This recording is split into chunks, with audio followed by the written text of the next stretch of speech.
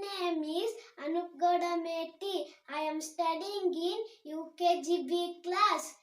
I would like to say one story, The Clever Cap Seller. The Clever Cap Seller. One day, a poor cap seller was so tired that he wanted to sleep under a tree. While he slept, the monkeys only opened his bundle of caps and told them, "Hey, those are my caps. Hey, those are my caps." When the cap seller awoke, he saw that the monkeys had stolen his cap. The monkeys only grinned and shook the fist at him. This gave him a clever idea. He threw his own cap on the ground. All the monkeys threw their caps on the ground.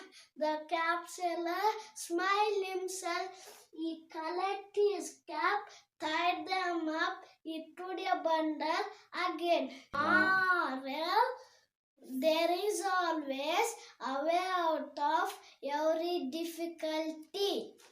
Thank you, Vanessa.